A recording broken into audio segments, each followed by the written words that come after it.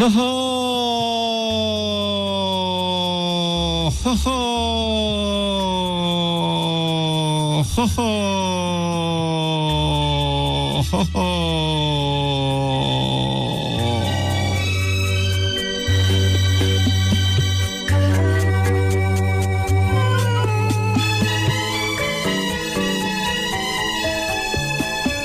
आज भोलि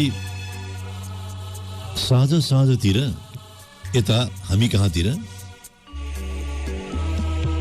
चल्ने गरेको हुरी बतास तपाईकोतिर चल्छ कि चल्दैन? मैले त्यसै सोधेँ कि कुनै खास कारण छैन, त्यसै सोधेँ मैले।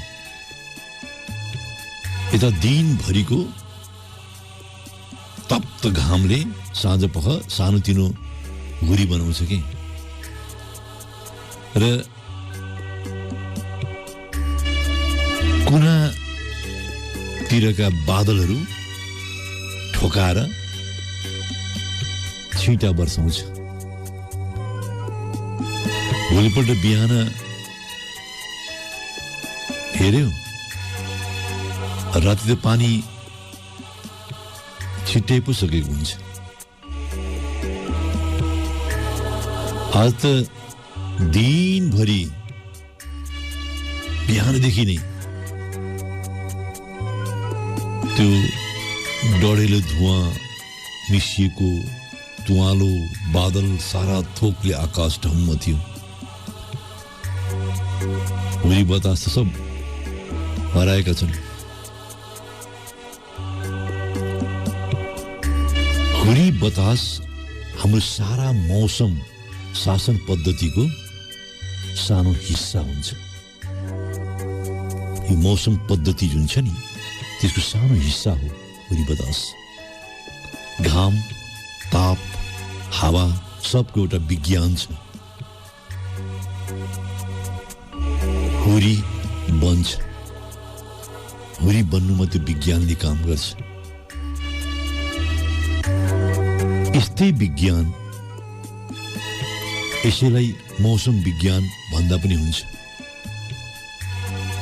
तपाईँ हाम्रो जीवनसित पनि छ, तपाईँको मेरो जीवनसित पनि यो मौसम विज्ञान जस्तै मिल्ने विज्ञान छ कि साना साना घटनाहरू आपसमा जोडिन्छन्, ठोकिन्छन्। जिन्दगीका चर्को राप र तापले हावाको स्वरूप फेरिदिन्छ र जिन्दगीसित पनि हुरी बतास चल्न थाल्छ। तपाईँ भन्ने गर्नुहुन्छ नि दुःख बढेर गयो भन्ने गर्नुभएको छ है। अप्ठ्याराहरू सहनै नसक्ने गरी आउन थाले, सहनै नसक्ने गरी अप्ठ्यारो आएका छन्। हो त्यही हो जीवनको मौसम विज्ञान। आकाशको मौसमसितै हामीले आफ्नो जीवनको मौसमको विज्ञान थुतेर बनाएका छौँ। तपाईँ हाम्रो जीवनमा तपाईँले नचाहेर धेरै थोक हुन थालेका छन्, धेरै थोक हुन थालेका छन्। तपाईँ सहमत नभएका थुप्रै विषय तपाईँसित जोडिन आइपुगेका छन्। मन नपरेका त कति थोक भन्न साध्य छैन।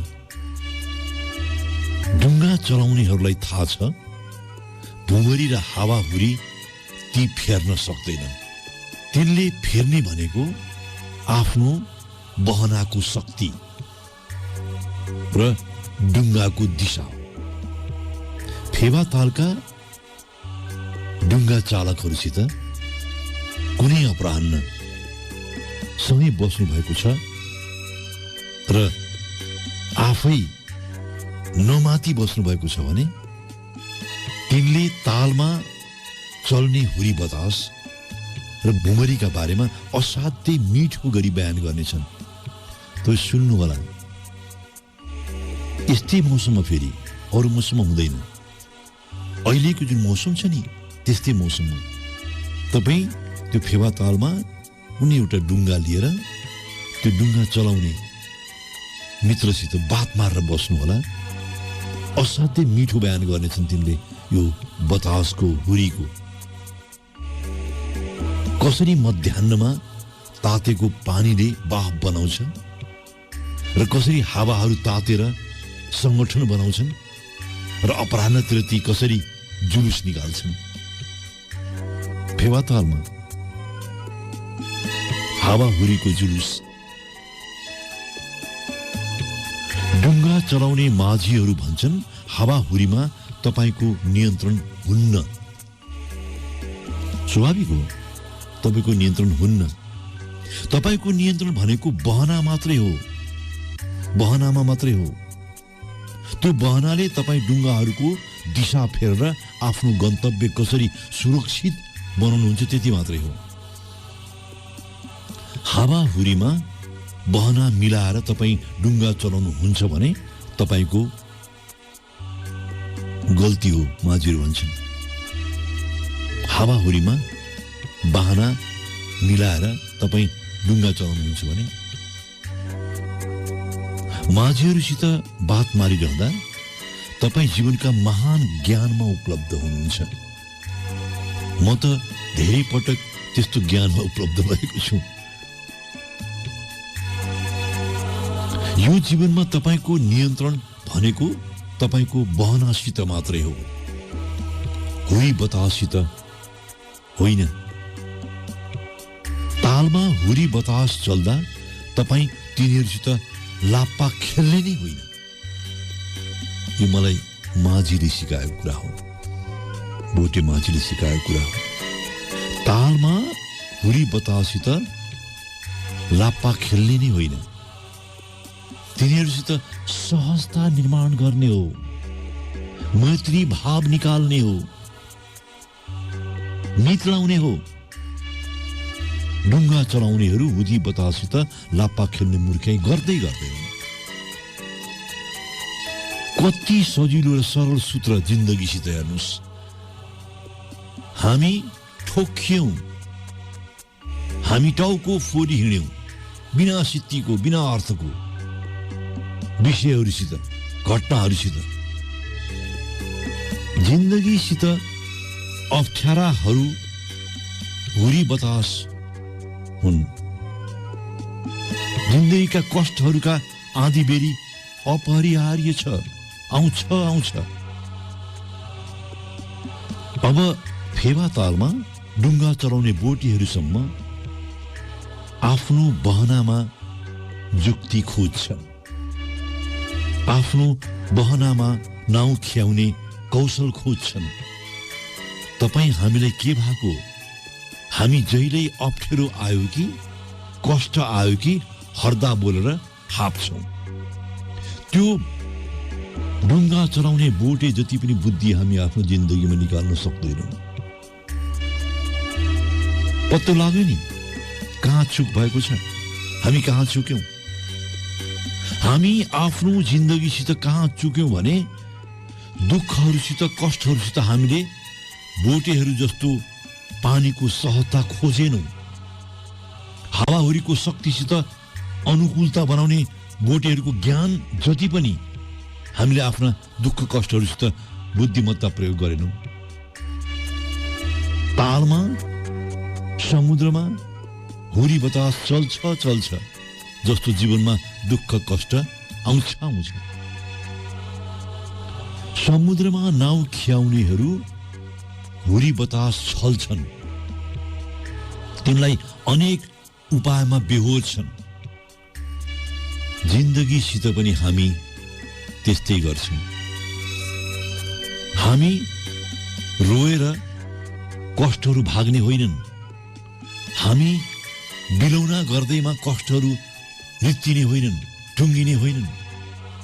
जिन्दगीको हुरी बतासको दिशा हामी फेर्न सक्दैनौं, तर हामी हातमा भएको बहनाको शक्ति र जुक्ति दुवै फेर्न सक्छौं। जिन्दगीसित जति आइलाग्छ नि हाम्रो त्यसमा नियन्त्रण छँदै छैन। हामी त्यसप्रति कसरी प्रतिक्रिया दिन्छौं त्यो मात्रै महत्त्वपूर्ण हो। हामी घटनाहरू फेर्न सक्दैनौँ। तपाईँ जिन्दगीमा आएका परिवर्तनहरूसित कसरी संगति बनाउनुहुन्छ? जिन्दगीको डुङ्गा ख्याउने तपाईँको बोटे कुशल त्यहीबाट देखिन्छ। जोइस रम्बुसा एउटा प्रसिद्ध नाम होइन, तर स्पेशल ओलम्पिक खेलमा उनको प्रेरणालाई लामो सम्झिने बनाएको छ। सानोमै अपाङ्ग भएको कारण आमा बाउबाट त्यागिएकी जोइसले जिन्दगीका आधी बेरी सहेर मात्र हुन्न भनेर बुझिन् र उनी स्पेशल ओलम्पिक कार्यक्रममा सामेल भइन्। म मेरो परिस्थितिको दिशा फेर्नै नसक्ने थिएँ। म आफ्नो नाउँको, आफ्नो डुङ्गाको पतवार हुरीको दिशामा मिलाउन सक्थेँ, त्यति मात्रै गर्न सक्दिनँ। उनले लेखेकी छिन्, म आफ्नो जिन्दगीको आधी बेरी फेर्न सक्ने स्थितिमा थिइनँ। म बरु पतवार फेरेर आधी बेरीको लय मिलाउन थिएँ। मैले नाउँको पतवार मिलाएँ। उनी आजभोलि मानसिक, बौद्धिक र शारीरिक फरक खालको सक्षम मानिसहरूका लागि प्रेरणा बनेकी छिन्। उनी स्पेशल ओलम्पिककी कार्यक्रम मात्रै सञ्चालन गर्दिनन्, एथलेटिक्सका नयाँ नयाँ खेलहरू उनी प्रयोग गर्छिन् आफ्नो समुदायमा। एथलेटिक्सलाई उनले समुदायलाई सशक्तिकरण गर्ने माध्यम बनाएकी छिन्। कति सरल जस्तो लाग्छ, गहिरो छ। तर एथलेटिक्सलाई समुदायलाई सशक्तिकरण गर्ने माध्यम बनाउने स्पेशल ओलम्पिक की सही च्याम्पियन भएकी छिन्। उनी दक्षिण अफ्रिकामा उनले एउटा सम्मानित जीवन बिताएकी छिन्। जिन्दगीमा परिस्थिति जतिसुकै प्रतिकूल किन नहोस्, जतिसुकै विपरीत किन नहोस्, जिन्दगीको बहना मिलाउन सकियो भने जिन्दगीमा सार्थकता भेट्न सकिन्छ। जिन्दगीमा सार्थकता भेटिन थाल्दछ। जिन्दगीसित दुःख, अप्ठ्यारा र कष्टहरू अपरिहार्य छन्, अपरिहार्य छन्। ती आउँछन्। आएका आँधी बेरीमा नाउँको बहना मिलाएर चलाउनु मात्रै तपाईँ कुशल बोटे हो जिन्दगीको। बाहिरको मौसममा न केही नभनी आज तरिलीमा म तपाईसित साटिन्छु। मलाई लाग्छ यो मिलेको जुन मौसम छ नि, जस्तो छ तपाईसित, मसित, हामीसित, यो तरिलीको लागि पुग्दो छ के? तरिलीमा सँगै बस्नु भएको छ नि, तपाईको एकाग्रताले मलाई प्रशस्त हौसला आएको छ। म सलाम ठोक्छु।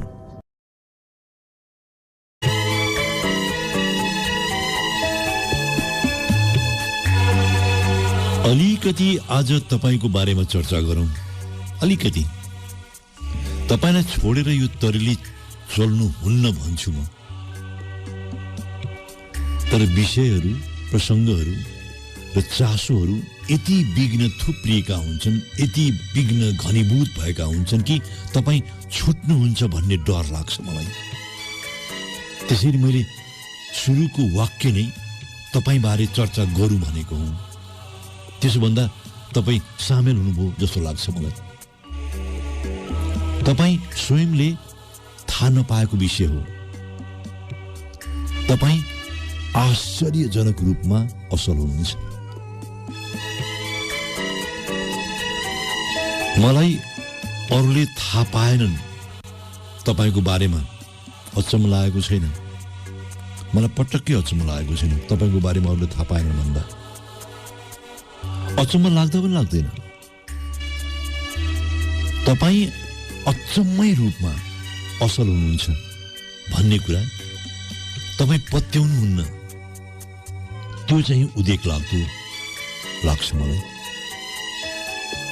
तपाई स्वयं नै पत्याउनुहुन्न के मलाई उदेक लाग्छ। मैले यसो भन्दा तपाई फुल्याएको भन्नुहुन्छ, म बुझ्दछु। तर तपाईको असलपनालाई म एउटा इकाइमा एउटा रेसामा उधारेर म जब भन्छु तपाईसित सोच्ने बाहेकको उपाय हुन्न, पक्का हो। तपाई स्वयं खुशी, सफल, सुखी र उत्साहको अद्भुत जीवन जिउन लायक हुनुहुन्छ। जुन सुखद छ तिनलाई बढाउन, हुर्काउन र विकसित गर्ने अधिकार तपाईसित छ, जन्मजात आएको छ। स्वास्थ्य अहिलेसम्म राम्रो छ।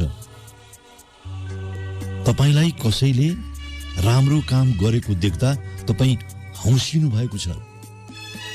धेरै ठाउँमा मद्दत गर्न पुग्नु भएको छ। तपाईसित मनग्गे पैसा छैन के मलाई थाहा छ, तर तपाईले आफूसित भएको पैसाले प्रसन्नता कसरी बढाउने भनेर जान्नु भएको छ। हेर्नुस् कति थोक तपाईसित उपलब्ध छ। तपाईसित ती सबै अद्भुत प्रतिभा र क्षमताहरू छन् जसलाई राम्ररी निकाल्दा वा जसलाई सदुपयोग गर्न जान्दा तपाई जीवनमा ती सबै दिन सक्नुहुन्छ जुन तपाई जीवनमा चाहनुहुन्छ। ती सबै कुरा तपाई दिन सक्नुहुन्छ जुन तपाईले चाहनु भएको छ। हो, तपाईले जुन कुरा तपाईका जीवनका तगाराहरू हुन् वा अप्ठ्याराहरू हुन् भनेर बताइ हिँड्नु भएको छ नि, त्यो तपाईमाथि नियोजित आएको हो। त्यस्तो होइन, नियोजित रूपमा त्यो आयो म त्यस्तो मान्दिनँ। वा ती तपाईलाई रोक्न वा छेक्न आएका हुन्, त्यस्तो पनि होइन। खासमा ती तगाराहरू तपाईले नै बनाएका हुन्, तपाईले निर्माण गरेका कुराहरू हुन् ती। तपाईले आफ्नो सोचको माध्यमबाट ती देखिएका हुन्। ती देखिएका हुन् कि तपाईले निकालेका कुराहरू देखिएका मात्रै हुन्। तपाई आफूभित्र जे सोचेर पकाइरहनु भएको छ नि, जे पकाउनु छ तपाईँ आफूभित्र, तिनै कुरा बाहिर दर्पण छाया भएको मात्रै हो, त्यो भन्दा बढ्ता होइन। तपाईले आफ्नो मनको शक्तिलाई चिन्नै सक्नु भएन, त्यति मात्रै हो। असाधारण शक्ति छ तपाईको मनसित। हाम्रो मानवीय सभ्यतामा अहिलेसम्म खोजिएको सबभन्दा महत्त्वपूर्ण अध्यात्म नै हो कि मानव निरन्तर जे सोची बस्छ उ त्यही बन्छ। सबभन्दा महत्त्वपूर्ण अध्यात्म हेर्नुस्, तपाई जे सोची बस्नुहुन्छ तपाई त्यही बन्नुहुन्छ। तपाईले यो अध्यात्मको फ्रेममा आफूलाई राखिहेर्नु भयो भने एउटा गजबको तस्बिर तपाईले देख्नुहुनेछ। तपाई आफै चकित पर्नुहुनेछ। तपाई आज जे हो नि त्यो तपाई कसैले बनाइदिएको परिस्थितिको उपज वा पारिवारिक मोहको परिणाम हुँदै होइन। तपाई जे सोच्नुहुन्छ अधिकांश त तपाईभित्र त्यस्तै रूपान्तरण भएको हुन्छ। तपाई बाहिर तपाईसित भइरहेका घटनावली चिन्न भ्याइरहनु भएको छैन, त्यति मात्रै हो। खासमा तपाई भित्रको जे प्रक्षेपित भइरहेको छ बाहिर पनि तिनै घटनाहरू आसपास तपाईसित घट्दो छ। तपाईभित्रको आन्तरिक परिस्थितिले तपाईका बाहिरी घटनाहरू चलायमान भएका छन्। तपाई अचम्बित किन मात्र हुनु भएको भने तपाई आफूभित्रको चलायमान भएका विषयसित साक्षात्कार गर्नुहुन्न। तपाई आफूभित्र जुन चलिरहेका जुन विषयहरू छन् नि त्यसप्रति तपाई साक्षात्कार गर्नुहुन्न, त्यसलाई भेट्नुहुन्न।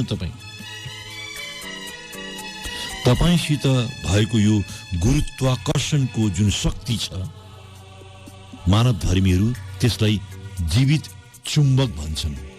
जीवित चुम्बक। तपाई जीवित चुम्बक हो। तपाई आफ्ना विचार शक्तिहरूबाट अवसरहरू र परिस्थितिहरू आकर्षित गरिरहनु भएको छ, गरिरहनु भएको हुन्छ। याद गर्नुहोला, तिनी अवसरहरू परिस्थिति जुन आकर्षित तपाईसित भएका छन् नि, त्यो तपाई भित्र नै चलेका कुराहरूबाट त्यो चुम्बकले तानेको हुन्।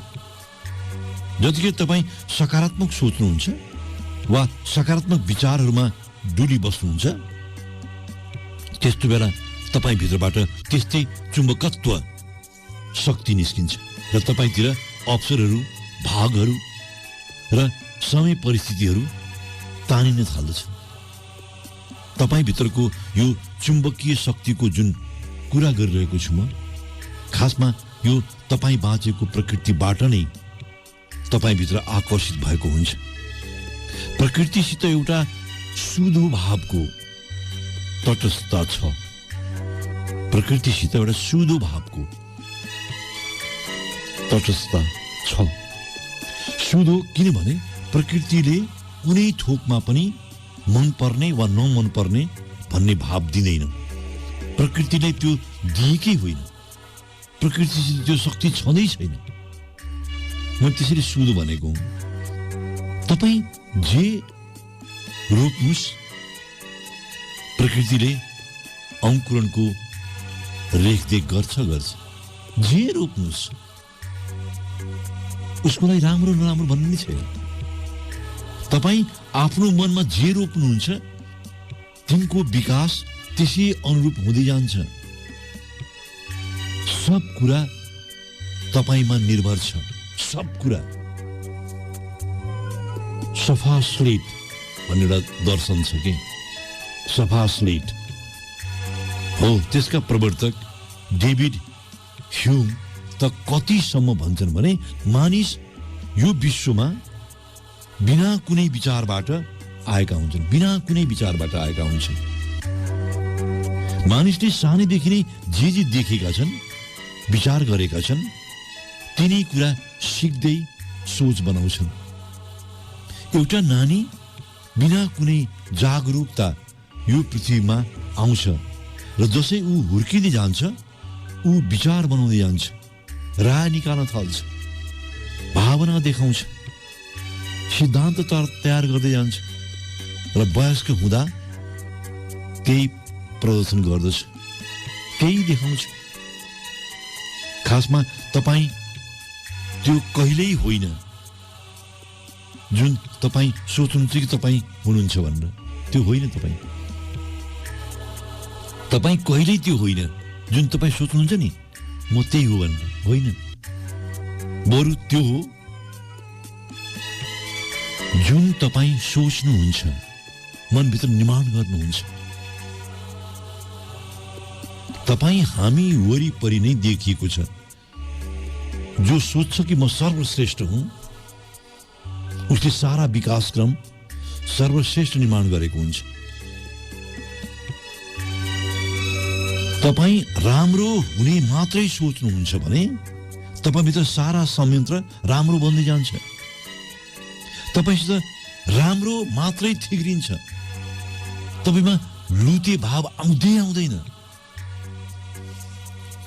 तपाई भित्रका रहल पहल नराम्रा सब बाफ बनेर उड्छ।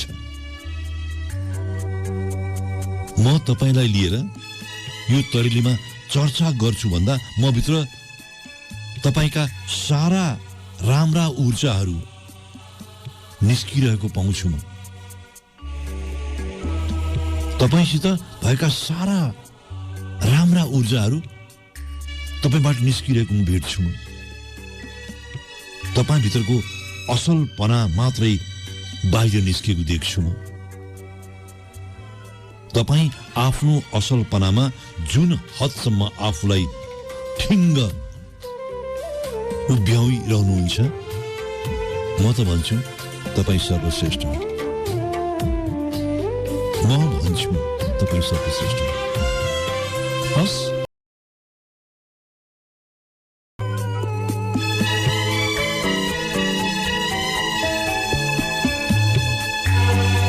तपाई हामी बाँचिरहने जीवनसित असाध्यै बोझिलो भारीलाई काँधमा बोकेर कुतर्कहरूमा सेलाउँछौँ। असाध्यै बोझिलो जीवनमा हामीले चमत्कार खोजेर आफूलाई अल्झाएका छौँ के? चमत्कार खोजेर सारा उमेर हामी चमत्कार खोजेर आफूलाई दृष्टिविहीन बनाएका हुन्छौँ। अन्धो एउटै घटना, एउटै विषय, एउटै मौसममा बसेर जीवन उक्ताउने भएको छ। सायद त्यसैले हाम्रो ध्यान चमत्कारको आशामा फनफन्ती घुम्दछ। हामीलाई लाग्छ चमत्कारले मात्र जीवनमा केही नयाँ हुन्छ। तपाई जुन उमेरमा हुनुहुन्छ, अहिले तपाईले फर्केर हेर्नुभयो भने पाउनुहुनेछ जिन्दगी त चमत्कार खोजेर मात्रै बितेछ। चमत्कार खोजेर मात्रै बितेछ। हेर्नुहोस्, तपाई जुन हरेक दिन बिताउनुहुन्छ नि, त्यसमा नौलोपन भेट्नुहुन्न, त्यसमा अनौठोपन भेट्नुहुन्न र जिन्दगी भोदो भयो भनेर उक्ताउनुहुन्छ।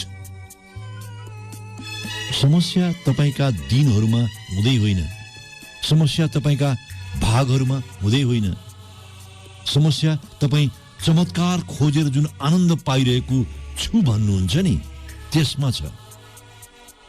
तपाईलाई लाग्छ जिन्दगीमा चमत्कार हुन्छ र त्यो चमत्कारले तपाईले खोजेको मोक्षमा पुर्याउँछ।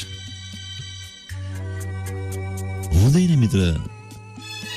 हेर्नुहोस्, कति सानो भेदमा जिन्दगी धोकापूर्ण बाँचियो। जीवनसित हरेक दिन फरक थियो। जीवनसित हरेक दिन फरक थियो। थिएन भन्दिनँ म। जिन्दगीका हरेक दिनले आफ्नो चमत्कार बनाएको थियो।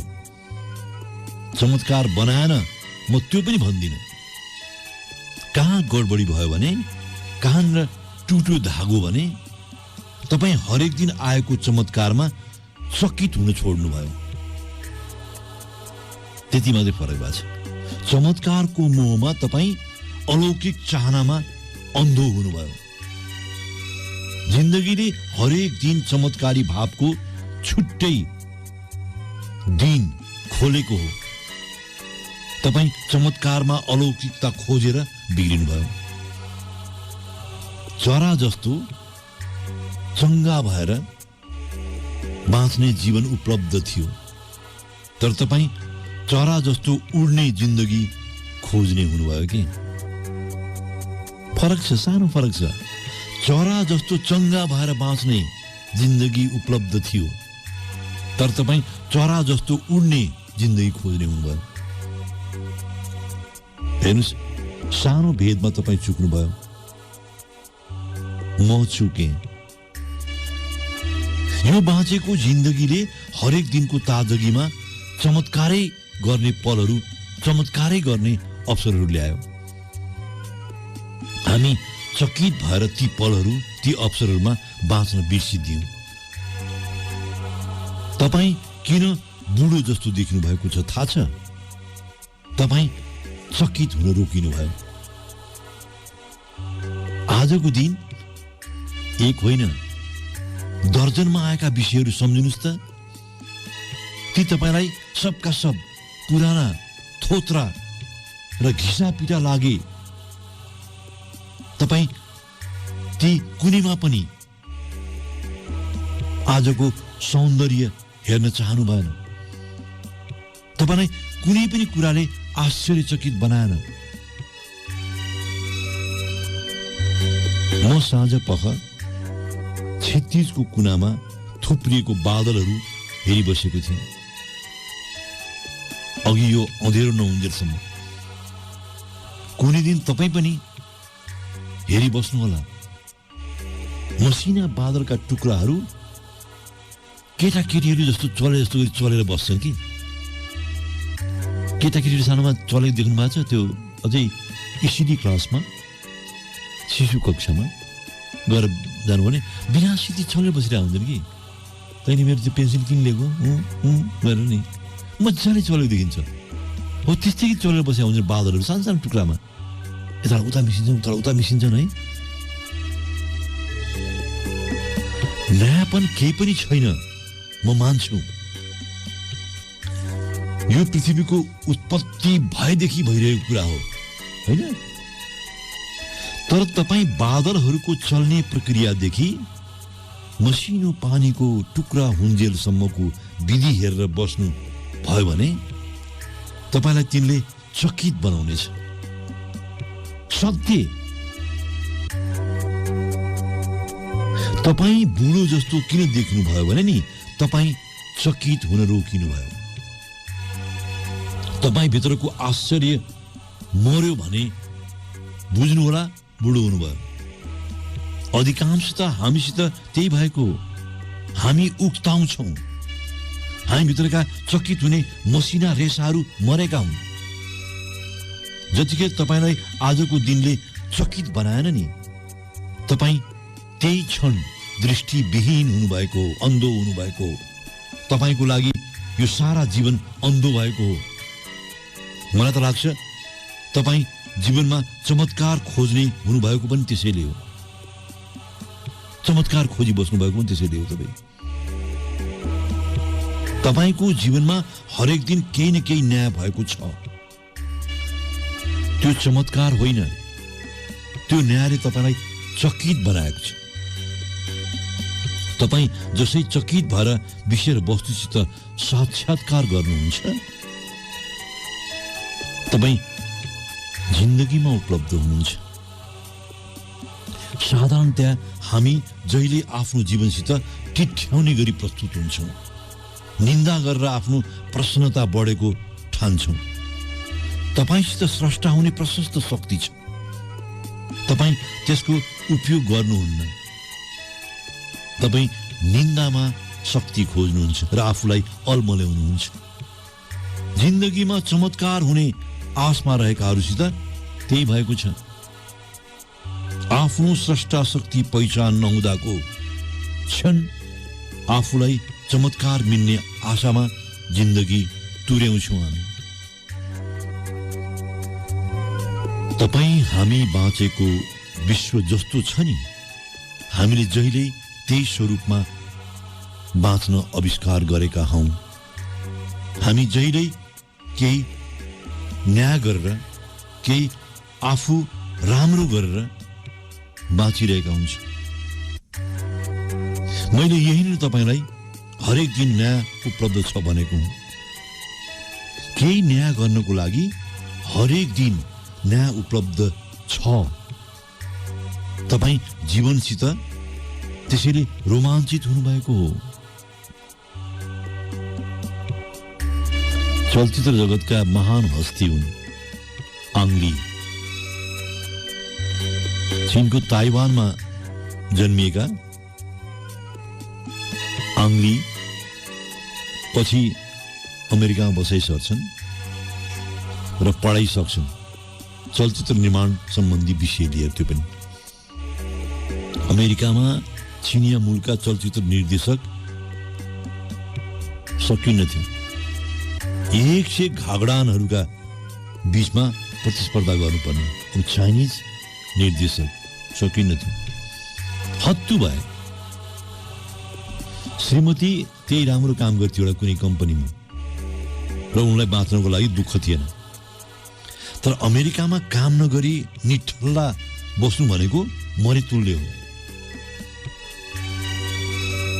कलेज सकेको धेरै वर्षसम्म उनले केही गर्न सकेनन्, केही पनि गर्न सकेनन्।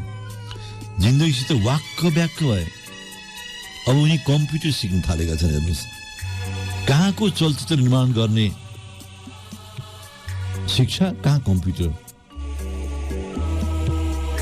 उनको श्रीमतीले आङलीको फिल्म निर्माण प्रतिको जुन तृष्णा देखेकी थिइन्, उनी जहिल्यै अफिस जानुभन्दा अगाडि आङलीलाई सम्झाउँथिन्, फिल्मको पाण्डुलिपि नबिर्सिनु नि, स्क्रिप्ट लेख्न नबिर्सिनु नि। उनले दर्जनौं पटक स्क्रिप्ट च्याते र फेरि आफैलाई चकित पार्ने गरी लेखे। उनले एउटा भरोसा कहिले छाडेनन्, राम्रो दिन आउँछ आउँछ, राम्रो दिन आउँछ आउँछ। पछि त कतिसम्म हुन थाल्यो भने स्क्रिप्ट मात्रैको लागि लगानी गर्न होइन, आफै फिल्म बनाउने प्रस्ताव पनि आउन थाल्यो उनलाई। पछि श्रीमतीले स्वीकारिन्, कम्प्युटरमा थुप्रै मानिसहरू थिए, त्यहाँ आङली चाहिएको थिएन। यदि तिमीलाई स्वर्ण पदक चाहिएको हो भने तिमीले स्वप्न देख्नै पर्थ्यो, सपना देख्नै पर्थ्यो। आङलीले थुप्रै प्रसिद्ध सिनेमा बनाए र थुप्रै प्रतिष्ठित पुरस्कार पनि जिते। जिन्दगीसित चमत्कार उपलब्ध छैन, चकित मात्रै उपलब्ध छ। कति मजा लाग्यो, तपाईँ सुनिबस्नुभयो। अहिलेलाई छुट्टै त्यसो भए, छुट्टै हुन्छ।